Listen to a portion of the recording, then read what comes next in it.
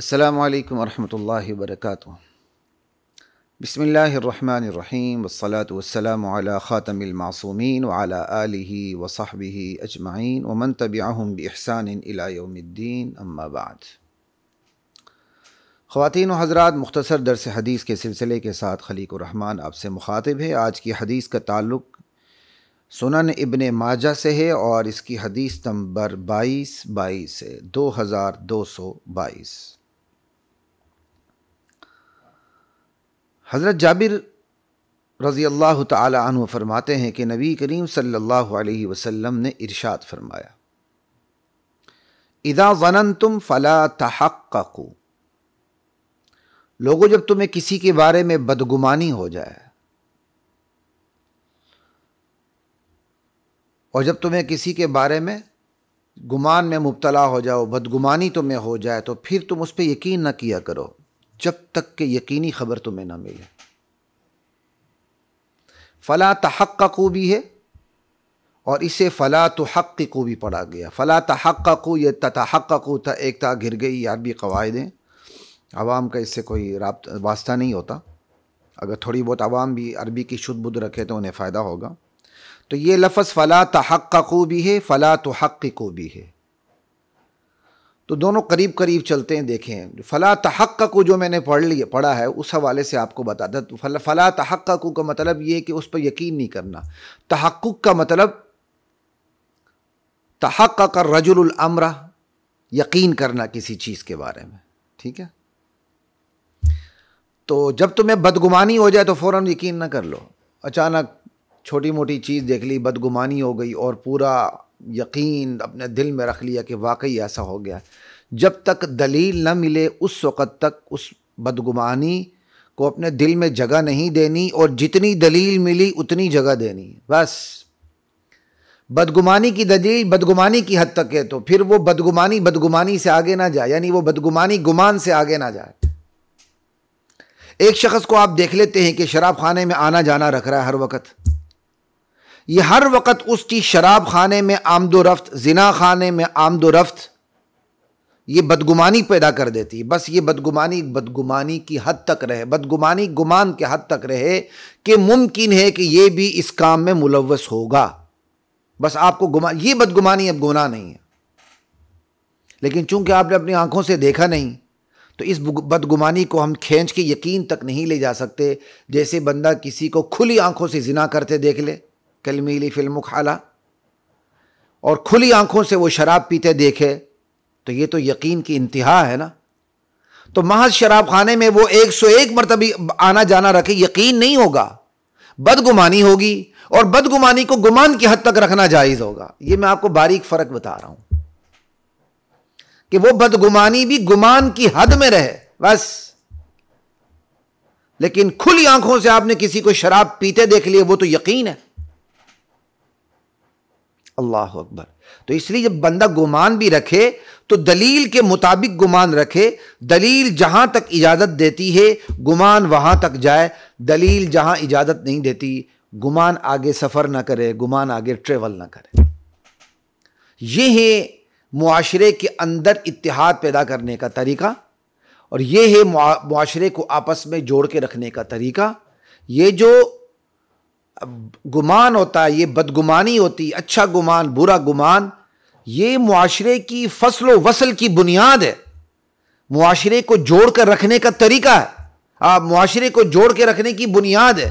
آپ کسی کے بارے میں بدگمان ہو جاتے ہیں تو آپ ٹوٹ جاتے ہیں، وہ آپ سے ٹوٹ جاتا ہے جب اسے پتہ چلے گا، اور آپ کسی کے بارے میں خوشگمان ہوتے ہیں تو آپ جڑے رہتے ہیں۔ تو جو چیز معاشرے کی جوڑ توڑ کی وجہ بنتی ہے، وہاں شریعت آپ کو پھونک پھونک کر قدم رکھنے کا حکم دیتی ہے، اور یہی نبی کریم صلی اللہ علیہ وسلم کی ارشادات کا معجزہ ہے کہ یہاں تک آپ نے اپنی امت کو تعلیم فرمائی ہے۔ تو بہرحال یہ تھا اذا ظننتم فلا تحققوا کے حوالے سے تشریح، کہ تا کو آپ نے تحققوا پڑھنا، یہاں ایک تا حذف ہے بحذف احدى التاءين۔ اذا ظننتم فلا تحققوا، جب تمہیں بدگمانی ہو جائے تو فوراً اس پہ یقین نہ کر لیا کرو جب تک تمہیں دلیل نہ ملے، اور جو دلیل جس حد تک دلیل ہے اس حد تک پھر وہ گمان جائے گا۔ اور اس کو فلا تحققوا بھی پڑھا گیا کہ جب تم اذا ظننتم فلا تحققوا، جب تمہیں بدگمانی ہو جائے تو پھر اس کی چھان بین میں نہیں پڑنا. آپ کو بدگمانی ہو جائے بس اب اس بدگمانی کو آپ نے طول نہیں دینا، لمبا نہیں کرنا. جہاں بدگمانی ہو گئی وہیں سٹاپ کر جاؤ بس. آگے اس کی چھان پھٹک میں، چھان بین میں نہیں لگنا. یہ کیا ہے، یہ کیا نہیں ہے، اور میری جو بدگمانی اس کے متعلق یہ کہاں تک درست ہے، کہاں تک غلط ہے. نہیں، شریعت نے آپ کی بھی حفاظت کی ہے اور جس کے بارے میں آپ بدگمان ہو رہے اس کی بھی حفاظت کی. آپ چھان بین میں نہیں پڑیں گے تو آپ کو عادت نہیں لگے گی ٹو لگانے کی، اور جب آپ رکیں گے تو آپ کی بدگمانی آگے ٹریول نہیں کرے گی. جس کے بارے میں آپ بدگمان ہو رہے ہیں اس کی عزت محفوظ ہو جائے گی. یہ ہے اذا ظننتم فلا تحققوا، حقق یحقق تحقیق کرنا. ٹھیک ہے جی. تو حدیث کے ان دونوں الفاظ نے مجھے اور آپ کو کیا بتا دیا؟ بدگمانی ہو جائے تو بغیر دلیل کی یقین نہیں رکھنا، اور بدگمانی ہو جائے تو چھان بین اور تحقیق میں نہیں لگ جانا. کیا فائدہ کسی کے ذاتی عیب کی تحقیق کرنا جو اس کی ذات تک محدود ہے؟ ہاں، اس کی کوئی ایسی اس کے اندر کوئی عیب ہے جو اس کی ذات تک محدود نہیں، وہ آپ کو نقصان دینا چاہتا ہے، وہ سماج کو نقصان دینا چاہتا ہے، وہ کسی اور کو نقصان دینا چاہتا ہے، تو پھر اس کی ٹوہ لگائی جائے گی، اس کی پھر اجازت ہو جاتی ہے. ٹھیک ہے جی. ایک تو یہ بات ہو گئی. اگلی بات بڑی مختصر سی حدیث ہے اور معاشرے کے اصول اس کے اندر جمع. وَإِذَا حَسَدْتُمْ فَلَا تَبْغُوا، جب تم حسد کرنے لگو تو پھر زیادتی نہ کرو. بندہ کمزور ہوتا ہے، شیطان وسوسہ دل میں ڈال دیتا ہے اور اپنے کسی بھائی کے پیچھے حسد، اپنے بھائی کے بارے میں حسد پیدا کر دیتا ہے دل میں، اور پھر مسلمان بھائی سے حسد کرنے لگتا ہے. پھر اس حسد کا تقاضا کیا ہوتا ہے؟ حاسد جو ہوتا ہے، حسد کرنے والا، وہ محسود سے، جس سے حسد کیا جاتا ہے، اس سے ظلم کرنے لگتا ہے، اس سے زیادتی کرنے لگتا ہے، اس کی عزت کو اچھالنے لگتا ہے، معاشرے میں اس کو بے اعتماد بنانے لگتا ہے.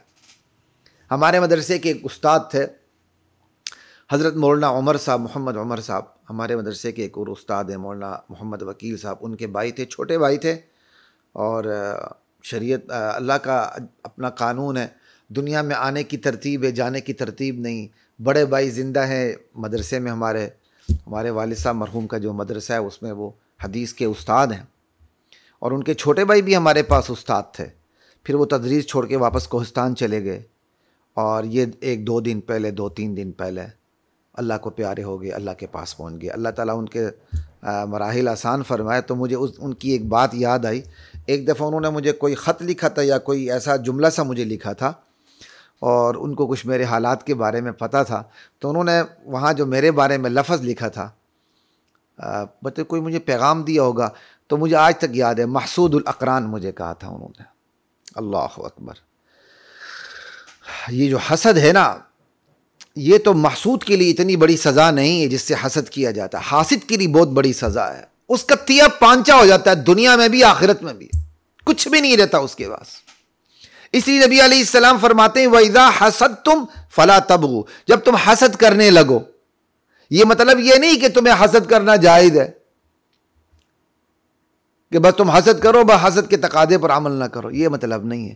مطلب یہی کلام کے اسلوب کو دیکھا جاتا ہے کہ بھائی جب تمہیں حسد آنے لگے، شیطان نے وسوسہ ڈال دیا، اب تم حسد کرنے لگے ہو جو شریعت کے خلاف ہے، تو اگر حسد آ ہی گیا، تم حسد پہ مجبور ہو رہے ہو، تو اب تمہارا کام یہ جو تمہارے بس میں ہے، تم حسد کا جو مقتضا ہے، حسد کا جو نتیجہ ہے، اس پہ عمل نہ کرو. وہ حسد کا نتیجہ کیا ہے؟ تم نے اپنے جس بھائی سے تم حسد کر رہے ہو، جو تمہارا محسود ہو چکا ہے، اس پر تم نے ظلم نہیں کرنا. تم ظلم نہیں کرو گے تو پھر حسد کی بیماری بھی انشاءاللہ دور ہو جائے گی. بندے کو حسد ہو جاتا کئی دفعہ، حیرانی ہوتی بندے کو کہ کیسے لوگ حسد کرتے ہیں.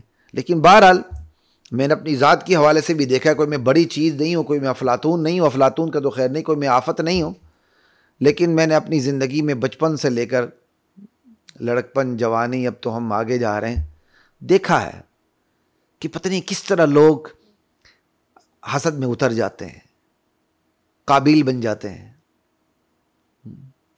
بس اللہ تعالیٰ حفاظت فرمائے.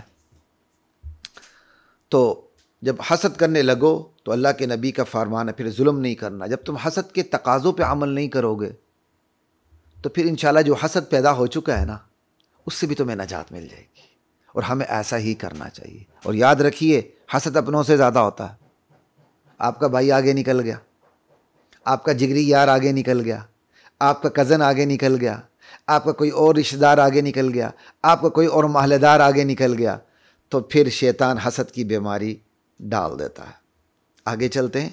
تیسری جو نبی علیہ السلام کی ہمیں ہدایت ہے اس حدیث میں, وَإِذَا تَطَيَّرْتُمْ فَامْزُوا, جب تمہیں بدشگونی ہو جائے, جب تمہیں بدشگونی ہو جائے تو پھر جو کام کر رہے ہو نا بس اسے کر گزرو, چلتے رہو. آپ بدشگونی پر آپ نے توجہ نہیں دینی. یہ جو بدشگونی ہمارے معاشرے میں بہت زیادہ ہے. صبح صبح دکان کھول لی, پہلے ہی گاہک ادھار والا آ گیا. نہیں جی تسی پہلے گاہک کو اسی ادھار نہیں دینا, یہ تو پھر سارا دن ادھار ہی چلتا رہے گا. بھائی نبی علیہ السلام کا فرمان ہے, انا عند ظن عبدی بی وانا معه حيث يذكرني, او كما قال علیہ الصلاۃ والسلام. اللہ کے نبی فرماتے ہیں, اللہ کا کہنا ہے, اللہ کا ارشاد ہے کہ میں اپنے بندے کے گمان کے ساتھ ہوتا ہوں. بندہ جیسا گمان کرتا ہے ویسا سلوک کرتا ہوں. دکان کا شٹر اوپر کیا, پہلا گاہک آ گیا, اس نے ادھار مانگ لیا اور آپ نے یقین کر لیا پہلا گاہک ادھار ہے, اب شام تک میرا ادھار ہی چلتا رہے گا, تو پھر ایسے ہی کر دیں گے اللہ تعالیٰ کئی دفعہ. تو پھر آپ کیا کریں گے؟ بدشگونی نہیں کرنی. ہم راہ چلتے, ہمارے لاہور کے اندر یہ بدشگونی ہے بہت ہے. راہ چلتے صبح گھر سے نکلے, اچانک کالی بلی نے راستہ کراس کر لیا, پیچھے ہٹ گئی جی کالی بلی آ گئی, اب پتہ نہیں کیا بنے گا.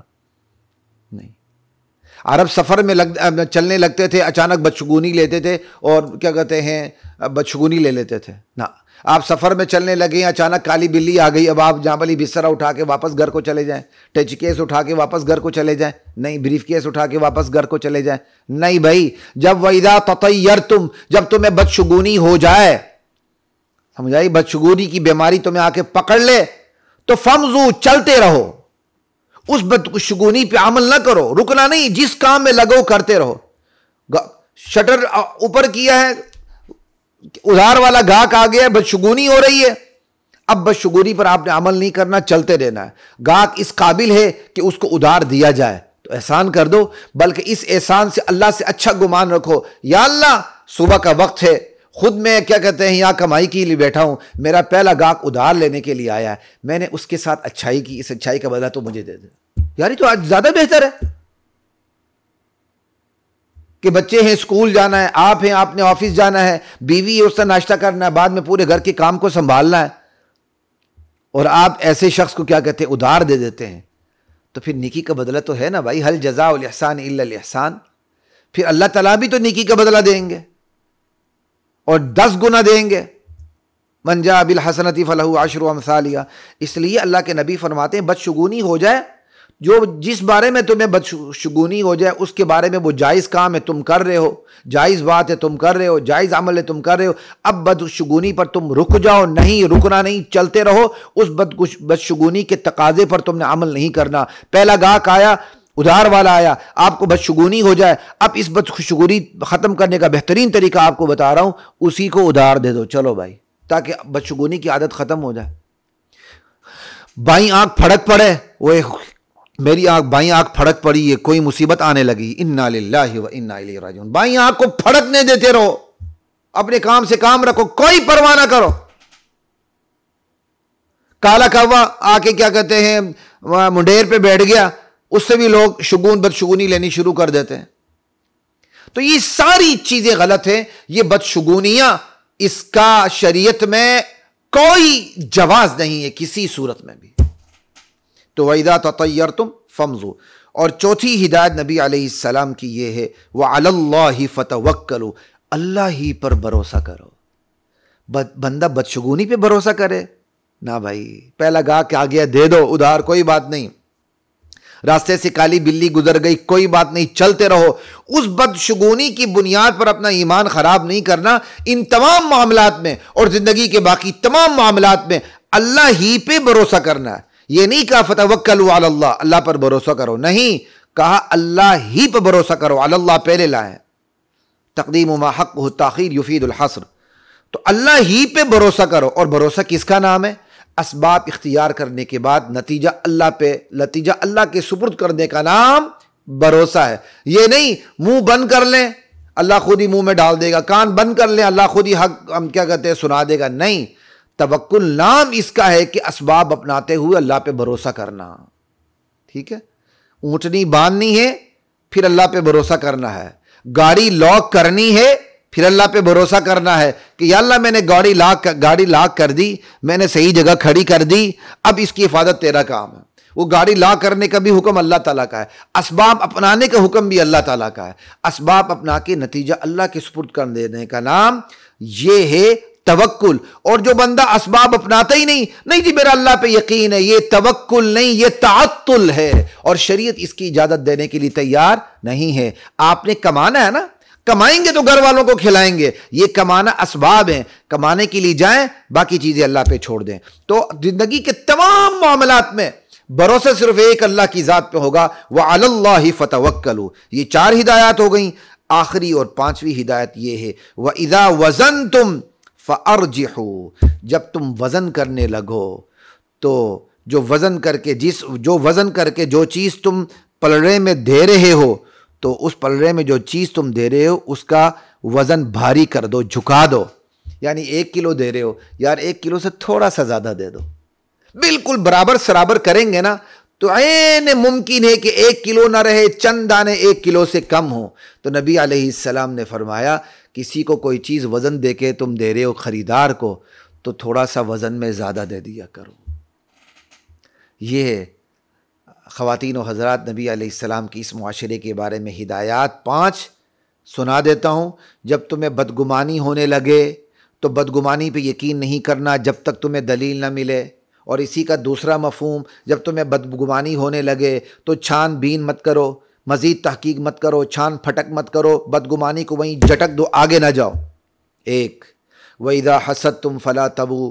جب تم حسد کرنے لگو، کسی پہ تمہیں حسد آ جائے، اب اس حسد کے تقاضے پر عمل کرتے ہوئے تم نے اپنی بہن پہ، اپنے بھائی پہ، اپنی ساس پہ، اپنے بہو پہ، اپنے دوست پہ، اپنے مالدار پہ، اپنے عزیز پہ، اپنے کزن پہ، کسی پر بھی تم نے ظلم نہیں کرنا، حسد کے تقاضے پر عمل نہیں کرنا. اور تیسری ہدایت وَإِذَا تَطَيَّرْتُمْ فَامْضُوا. اور جب تمہیں کس بدشگونی ہو جائے تو پھر جو بدشگونی ہو رہی ہے وہ جائز کام تم کر رہے ہو تو فمزو کرتے رہو، اس بدگشگونی کی وجہ سے اس کام سے رک نہ جاؤ کہ پہلا گاہک آ گیا ہے، اب کیا کہتے ادھار دوں گا تو مجھے بونی نہیں ہوگی، پیسہ نہیں آئے گا. نہیں، کرتے رہو وہ کام.